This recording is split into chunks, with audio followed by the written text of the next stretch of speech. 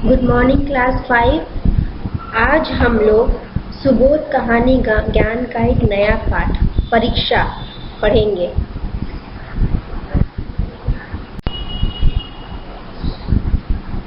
प्राचीन काल में एक राजा था जो अपने राज्य पर राज करता था।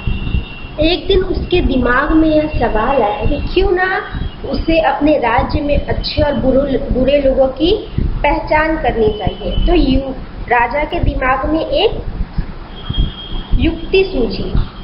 उसके दिमाग में एक आइडिया आया कि क्यों ना लोगों से कहा जाए, अपने राज्य में यह घोषणा करवा दी जाए कि वह अंधा हो गया, उसकी आंख से कुछ दिखाई नहीं कर रहा है।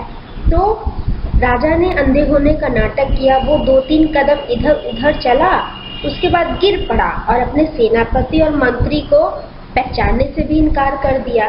तो राजा के अंधे होने का समाचार पूरे राज्य में फैल गया और राजा ने अंत में यह घोषणा करवा दी कि राज्य की जो भी व्यवस्था होगी, राज्य के जो भी आदेश होंगे, वो कौन करेगा? वह मंत्री करेगा। वह मंत्री ही राजा के दरबार में रहेगा और लोगों की फरियाद सुनेगा और सबकी फरियाद को सुनकर उस पे हल निकालेगा और लोगों को आदेश भी वही देगा। अब राजा के अंधे होने से सारा काम किसके हाथों में आ गया? मंत्री के हाथों में आ गया। और जब इतना सारा अधिकार उसे मिल गया तो वो उसकी नीयत बदल गई। वह लालची हो गया और सारे धन को लूटने का प्रयास करने लगा। और राज्य के जो दूसरे कर्मचारी थे वह भी सोचे कि मंत्री के साथ मिलकर वह भी राजा का धन लूटने में कमी ना करे। उन्हें भी एक अच्छा अवसर मिल गया।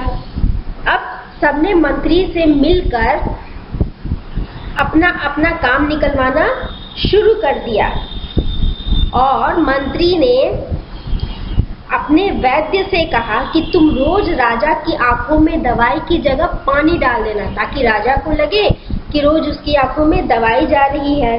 और रोज वैद्य उसकी आंखों में पानी की बूंदें टपकाकर लौट जाता।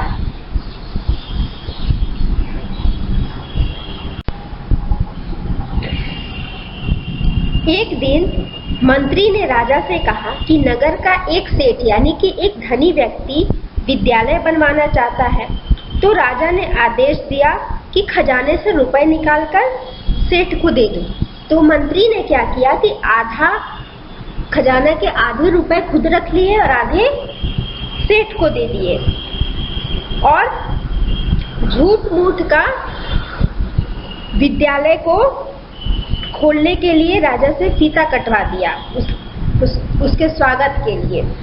तो और एक बार फिर से मंत्री ने राजा से कहा कि एक शिकारी नदी के पार एक नरभक्षी शेर यानी कि जो शेर आदमियों को खाता हो उसका शिकार किया है और उस शेर से उस राज्य की प्रजा बहुत कष्ट में थी। तो उस राजा ने कहा तब तो हमें उस शिकारी को पुरस्कार देना चाहिए और राजा ने आज्ञा दी कि खजाने से 1000 रुपए निकाल लो और शिकारी को दे दो। तो मंत्री ने क्या किया कि 500 खुद रख ली और 500 शिकारी को दे दिए। तब राजा को लगने लगा कि यह मंत्री तो लोगों से मिलकर उसका पूरा खजाना ही खत्म कर देगा।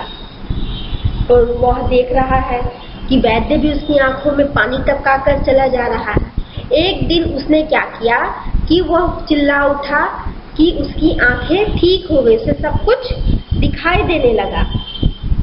तो अब वैद्य ने राजा से कहा तब तो महाराज मुझे इनाम दीजिए क्योंकि मैंने आपकी आंखें ठीक कर दी।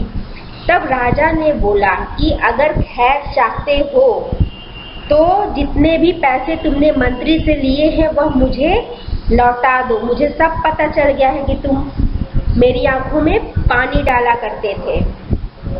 और फिर वैद्य से सारे पैसे लेकर राजा ने उसे कोड़े से पिटवाया। फिर सेठ को दरबार में बुलाया, वह सेठ जिसने विद्यालय बनवाने के लिए राजा से पैसे लिए थे। उसने सेठ को कहा कि चलो मैं तुम्हारा विद्यालय देखना चाहता हूँ, चलो चलो जल्दी चलो। यह सुनकर तो सेठ का दिमाग काम करना बंद कर दिया कि विद्यालय तो बना ही नहीं, तो वो राजा को क्या दिखलाएगा। तो अंत में सेठ ने सारी बातें सच सच बता दी और सेठ के भी सारे पैसे लेकर राजा ने उसका सर मुड़वाकर, यानी उसके सर के सारे बाल कटवाकर उसे पूरे शहर में घुमाया। अब राजा ने किसको बुलाया? अब राजा ने शिकारी को बुलाया और बोला कि जिस शेर का तुमने शिकार किया है, उसका जो चमड़ा है, उसकी जो खाल है, उसे मेरे सामने लाओ। तो राजा की बात सुनकर शिकारी भी भय से कांपने लगा कि उसने कोई शिकार ही नहीं किया शेर का, तो वह खाल कहाँ से लाए। तो फिर राजा ने यह आदेश दिया कि शिकारी के हाथ पैर बांधकर उसे जंगल में फेंक दो। अब अंत में किसकी बारी आई? अंत में बारी आई मंत्री की। अब वह डर के मारे राजा के पैरों पर गिर गया और बोला कि महाराज मुझे क्षमा कर दीजिए, मैंने बहुत बड़ा अपराध किया है और मैं सब छोड़कर जंगल में चला जाऊंगा। और राजा की आज्ञा से मंत्री ने अपना सारा पैसा राजा को वापस सौंप दिया। और राजा ने तब मंत्री को बोला कि तुम लालच में इतने ज्यादा अंधे हो गए थे कि तुमने इन सिक्कों पर निशान भी नहीं देखे, क्योंकि राजा ने पहले ही अपने खजाने में से कुछ सिक्कों पर निशान डलवा दिए थे, ताकि राजा को पता चल जाए कि उसके खजाने में से कितने सिक्के निकाले गए हैं। अब मंत्री ने फिर वापस से सिक्के को देखा, तब तो उसके होश उड़ गए। बोले कि मैं तो यह जानता ही नहीं था। तब राजा ने कहा कि मुझे बाहर के शत्रुओं से, बाहर के जो शत्रु हैं उनसे भय नहीं है जितना घर के शत्रु, और अंधा बनकर मैंने अच्छे लोगों और बुरे लोगों की पहचान कर ली है। फिर राजा ने आज्ञा दी कि इस मंत्री की आंखें निकाल ली जाए तथा इसे राज्य से बाहर निकाल दिया जाए।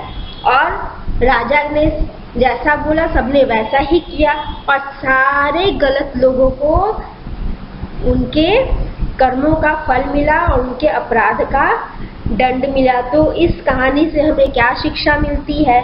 इस कहानी से हमें यह शिक्षा मिलती है कि कभी भी हमें अपने लोगों से धोखाधड़ी नहीं करनी चाहिए और कभी भी लालच नहीं करना चाहिए। प्रस्तुत प्रश्नों के उत्तर अपने पाठ के आधार पर मुझे 18 जून तक तुम्हारे ऑनलाइन क्लासेस का जो टाइमिंग है 1:40 के अंदर मुझे भेजोगे। थैंक यू बच्चों। अब तुम लोग मुझे 18 जून तक दोपहर के 1:40 तक अपना होमवर्क नीचे दिए गए ईमेल एड्रेस पे सेंड करोगे।